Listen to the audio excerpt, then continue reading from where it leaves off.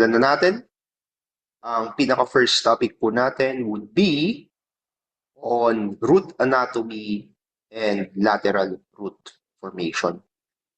So I believe in the mock exam, there was a question about how lateral roots are formed. So itatakal natin yung sagot doon sa tanong about how lateral roots are being formed, whether that is exogenous or endogenous. Pag-uusapan natin yan mamaya. But before that, let's talk about the basics of root anatomy. So kapag kumuha ka ng isang ugat ng halaman, at hinati mo yan longitudinally, makikita mo na mayroong iba't ibang parts yung ating roots. Okay? So ang tawag natin dito sa iba't ibang mga parts na nandyan ay zones of root growth. Okay? So kapag hinati mo longitudinally, ibig sabihin pahaba, no? Hinati mo yung roots pahaba, makikita natin yung iba't ibang mga parts niyan. So ano yung mga basic parts or yung mga basic zones of root growth? So umpisahan natin dito sa area of cell division. So sa area of cell division, meron kang dalawang parts yan. Meron kang root cap at saka meron kang apical meristem. Yung root cap, yan po yung part na makikita natin doon sa pinaka-tip ng ating roots. Okay? So yung pinaka-tip ng roots, na andyan makikita yung root cap. Ano ang purpose ng root cap? Ang number one purpose niya is protection. Kasi habang lumalaki at humahaba yung roots, kailangan maprotektahan siya. Kasi nga, the root is pushing through the soil. So, it acts as protection. At the same time, the root cap helps detect gravity. So, yung gravity na yun yung reason kung bakit yung roots ay pailalim sa lupa at hindi paakyat for most plants. Okay? So, it helps detect gravity and yung movement ng roots downward towards gravity, we call that gravitropism. So, root cap pala ang involved on. Now, above your root cap is the apical meristem. Okay? Now, ano ang apical meristems natin? Ang apical meristem natin is actively dividing region of the roots. Okay? So, itong area na to, yung mga cells dyan, they are actively undergoing mitosis or yung pag-multiply ng iba't ibang mga cells. So, nangyayari pala yon sa apical meristem. So, you want to think of apical meristem as the site kung saan nagpuproduce ng maraming cells. So, dito nagsisimula ang production ng root cells, yung apical meristem na yan. So, para siyang factory kung saan dyan napoproduce yung mga root cells natin. Okay? So, yan yung area of cell division. So, kaya siya tinawag na area of cell division, basically, is because of the apical meristem's function na at this site, at this zone, paulit-ulit na nagdi-divide yung cell, paulit-ulit siyang nagmumultiply, dumadami yung mga cells dyan. Kaya siya tinawag na area of cell division.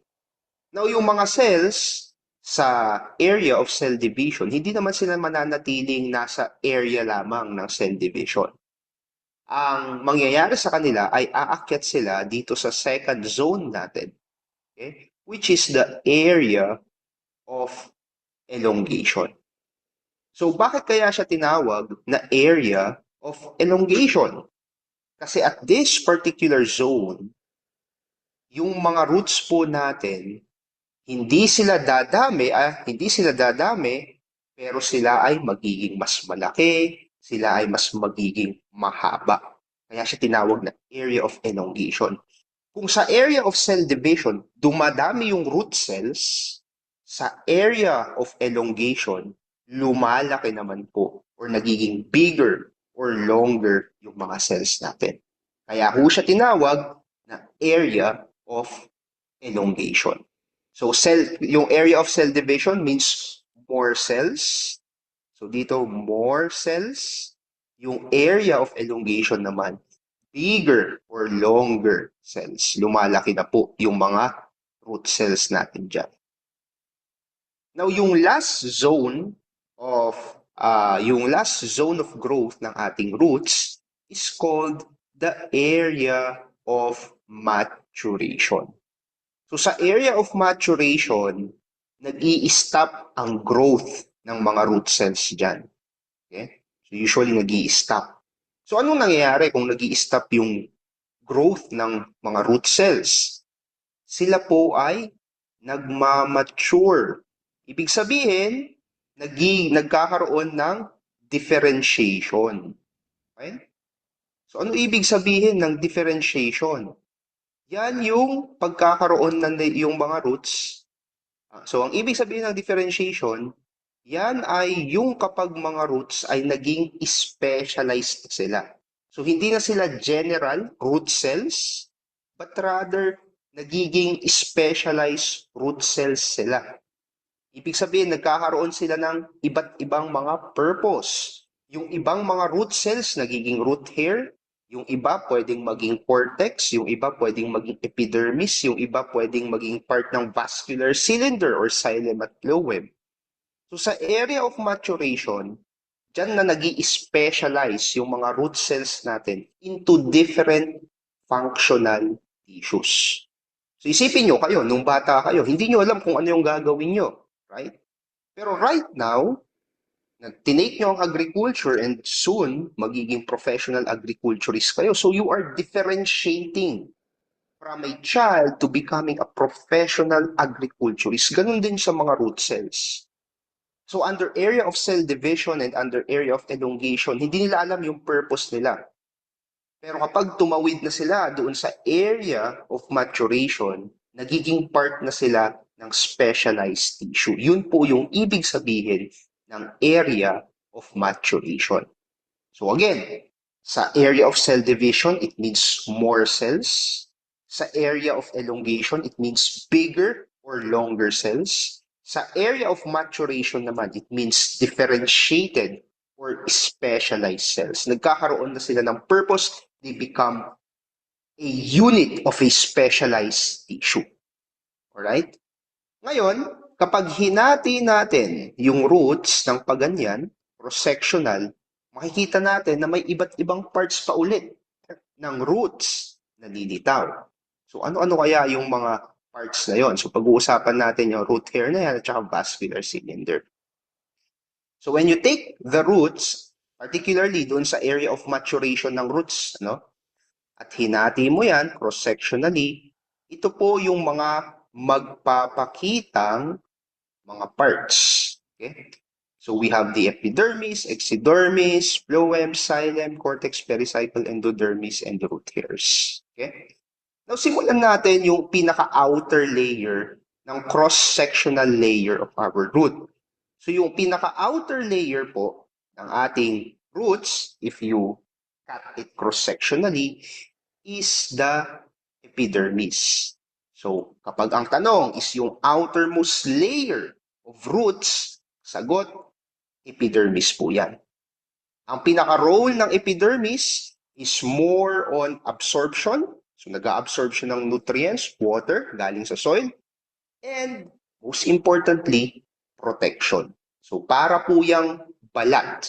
Okay? Yung epidermis. Kung yung balat ng tao protects us from external environment, yung epidermis ng root also protects them. Now, sa labas ng epidermis, although hindi siya matatawag na outermost layer, pero kung mapapansin nyo, yung epidermis natin, meron siyang outgrowth. Okay? Ano yung outgrowth na yon? Ang tawag doon, root hairs. So, nagkakaroon ng buhok. So, parang yung balat natin, nagkakaroon rin yan ng buhok. So, ganun din sa roots. So, may outgrowth yung epidermis natin that is called root hairs. And ano yung purpose ng root hairs na to?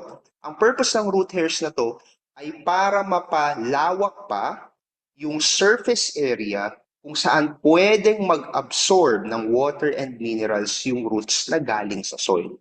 So kumbaga, yung root hairs ay dagdag kapangyarihan ng epidermis para makapag-absorb ng water and minerals from the soil.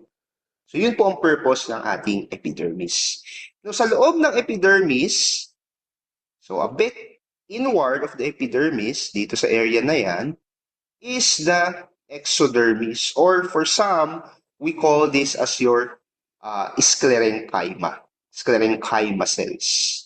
So, iyan po ay nade-develop beneath, so sa ilalim ng epidermis, kung mapapansin natin.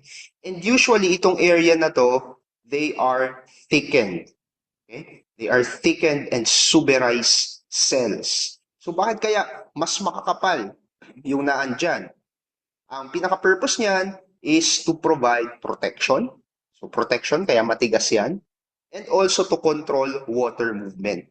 Kasi hindi lahat ng water na papasok hindi lahat ng water na nasa soil kailangan pumasok doon sa roots. So yung exodermis natin para siyang gate, kumbaga. That is gate na ang pinaka-purpose niya is to protect and at the same time salain or to control yung water movement from the soil going inside the roots. Okay? Now, just beneath your exodermis, right after the exodermis, dyan na magpapakita yung cortex. Okay? So, itong area na to, okay, this one, this area, yan po yung ating cortex, or we call this as well as your parenchyma cells. Okay? So yung exodermis is your sclerenchyma. Your cortex naman, yan yung parenchyma cells natin. So, anong main purpose ng cortex natin? Usually, ang cortex is a storage organ. Okay? And it also helps in the movement of water. Pero isa sa mga pinaka-main purpose niya is the storage of carbohydrates. Now, for tuber crops, for example, yung cortex na yan or yung parenchyma cells, yan yung lumalaki na hina-harvest natin. Kasi nga, naandyan na naka-store yung carbohydrates and other substances. Okay? So, yan po yung cortex natin.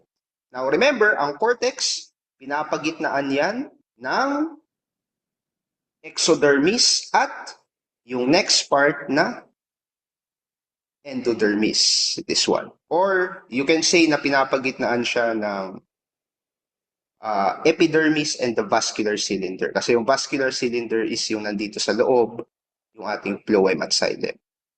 Okay? In anyways, siguro mas magandang memory dyan, exodermis, beneath your exodermis is the parenchyma cells. Ang parenchyma cells yan yung nasa gitna ng vascular bundle, which is your phloem and xylem, and the epidermis or the exodermis. Okay? Now, dadako na tayo kay endodermis. Kung si epidermis, yung outermost layer of the cell, yung endodermis naman, yan na yung innermost layer. Okay? Particularly, innermost layer siya ng cortex. Okay? So, kung ang outside layer ng cortex mo ay nandito, yan, ang innermost layer niya ay nandyan. Yan yung endodermis, yung green line. Okay? Yun yung endodermis. Yan yung layer ng endodermis. Now, ang endodermis, importante yan kasi meron niyang tinatawag na Kasparian strip. Okay? So, yung endodermis, meron niyang mga cells that is called a Kasparian strip. At ang pinaka-purpose ng Kasparian strip na yan ay maging selective barrier ulit. Okay? Kasi nga sabi natin, hindi lahat ng tubig na pumapasok sa loob ng halaman is good for absorption. So meron kang another selective barrier called the Kasparian strip. Kumbaga, nasasagat yung tubig, say tubig or yung solution nasasagat in the epidermis, pero kapag nakapasok na siya dun sa roots, masasagat ulit yan sa endodermis through the cells called Casparian strips. Kasi yung makakapasok sa loob ng endodermis, sa loob ng Casparian strip, yan na po yung ma-absorb nung halaman. Yan yung maitatransport ng halaman sa lahat ng iba't ibang parts niya through the phloem and xylem. Kaya napakahalaga ng endodermis. Kasi kung ano yung papasok dyan, kung ano yung makakapasok dyan, yan na ngayon yung magmumove or magta-transport sa iba't ibang parts ng halaman. Yun ang purpose ng endodermis. Yun po ang purpose ng ating Casparian strip. Now, ito importante, dun sa question natin sa mock exam. The pericycle. So, just beneath your endodermis, meron kang mga structures called the pericycle. And ang pericycle, kasama yan dun sa tinatawag nating vascular bundle or vascular cylinder, or we also call them as STIL. So, pericycle, phloem, at saka xylem. Yan yung part ng ating vascular bundle. So, ilalagay ko lang dyan. Vascular bundle, meron kang tatlong parts dyan. Pericycle, phloem, at saka xylem. Yan yung tatlong parts ng ating vascular bundle. So, bakit mahalaga yung pericycle? Kasi sa pagtubo ng lateral roots, sa pericycle cells po nanggagaling yung origin ng mga yan. Okay? So, ano ba yung lateral roots? Kapag meron kang primary root, usually yan yung pinakamalaki, yan yung pinakamataba. Some roots, nagbabranch out sila. Nagkakaroon sila ng branches, different branches like that. Yan. Yung mga branches ng roots na yan na galing sa primary roots, ang tawag po dyan, lateral roots. Okay?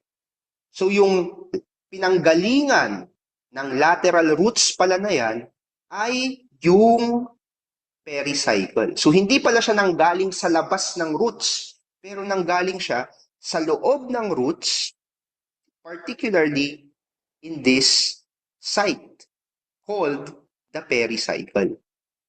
Kaya naman, ang mga lateral roots, okay, mayroon silang tinatawag na endogenous origin. Ibig sabihin, yung roots na yan ay nanggaling sa loob yung mga roots na yan ay nanggaling sa tissues na nasa loob ng another organ. So mapapansin nyo, yung pericycle, nasa loob nga naman ng roots. Diyan nanggagaling yung lateral roots. Kaya ang mga lateral roots ay may endogenous origin. Okay? So I hope that is clear. Now, aside from your pericycle, ang mahalaga, of course, ang pinakamahalagang layer ng ating vascular bundle is yung phloem at saka xylem. So, anong pinagkaiba ng phloem at saka xylem? So, yung phloem at saka xylem, yan na ngayon yung mga transport system ng roots natin para maipadala yung tubig at minerals sa iba't ibang bahagi ng halaman. So, phloem at xylem po ang involved doon. Now, ang pinagkaiba ng dalawang yan is kung ano yung tinatransport nila. So, ang xylem at phloem, mostly ang tinatransport ng mga ito ay ang xylem, ang xylem, ang tinatransport niyan ay water at minerals, particularly. Okay? So, sila yung tract delivery system, sabihin na natin, that transports water and minerals from the roots to the above ground structures of the plant. Ano naman, kung ang xylem, ang tinatransport niya ay tubig at saka minerals, anong tinatransport ng phloem? Ang phloem naman po, ang tinatransport niyan ay pagkain mismo. Okay? Food. So, sucrose. Yan, sucrose. So yung sucrose, dadaan po yan sa phloem from the roots going now to the above ground structures of the plant. So ulitin ko, xylem, ang tinatransport niya ay tubig paakyat, tubig at minerals paakyat. Ang phloem naman, food po ang kanyang tinatransport. Okay? Now, siguro, para mas madali nating ma-remember yung cross-sectional layers of a root, tignan natin yung flow ng solution from the soil going to the roots. So ano yung flow of solution or yung water plus minerals plus food? No? If there are any, water plus minerals na lang. So ang solution, ang water, para mas simple, unang dadaan yan sa epidermis. Okay? Sa epidermis, papasok yung tubig. Ngayon, hindi lahat ng tubig makakapasok kasi meron kang barrier, which is the exodermis. Pero yung mga nakapasok na tubig, dadaan yan doon sa cortex. Pero hindi yan makakapasok agad-agad doon sa ating vascular tissues or doon sa ating vascular bundles. Merong ulit selective barrier. Ano yung selective barrier na yon? Endodermis through the Casparian strip. Okay? So yung Casparian strip, yung barrier ulit na magsasagat ng tubig. Pagkapasok sa endodermis, dadaan yan dun sa pericycle. Again, ang pericycle, very important yan kasi yan yung original structure ng lateral roots natin. And kapag nakadaan na siya sa pericycle, sunod na nadadaanan niya would be yung mga transport tissues, yung ating phloem at saka xylem. Now, kapag food yung itatransport, sa phloem dadaan. Kapag naman water and minerals ang itatransport, sa soil po naman, sa xylem naman po dadaan. Okay? Ngayon, napag-usapan natin kanina yung pagiging endogenous na origin ng ating lateral roots, no? So ano ba ang pinagkaiba ng endogenous at saka exogenous origin? So kapag sinabi nating endogenous versus exogenous origin, ang tinitignan natin dyan is saan ba nagmula? Okay? Ano ba yung origin saan ba nagmula or saan ba yung origin ng plant parts na yan? Yan ba ay galing sa loob na organ or sa external tissues? Yung ating lateral roots, sabi natin, mayroon siyang endogenous origin. Why? Kasi galing siya sa tissues na nasa loob ng roots. Dun sa pericycle. Right? So it came inside the root. It came from the pericycle. Kaya yung lateral roots mo ay may endogenous origin. Okay?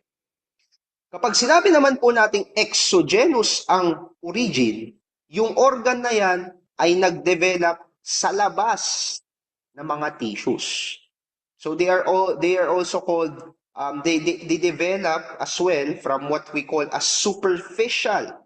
Pero siguro mas gamitin na natin yung word na external tissues. So ano-ano examples ng exogenous origin? Marami po yan. For example, yung dahon, yung leaves. Okay? Yung leaves ay nanggagaling sa external tissue ng halaman. Yung branches, nanggagaling rin po yan sa external tissues ng halaman. So anything na tumutubo na nanggagaling, sa labas na tissue ng halaman, exogenous po ang origin. Pero kapag sa loob, yung origin niya, galing sa loob ng organ, ng plant organ, yung cells kung saan siya ay na-develop, endogenous naman po yun. Okay? So I hope klaro yung difference between endogenous and exogenous origin. Okay?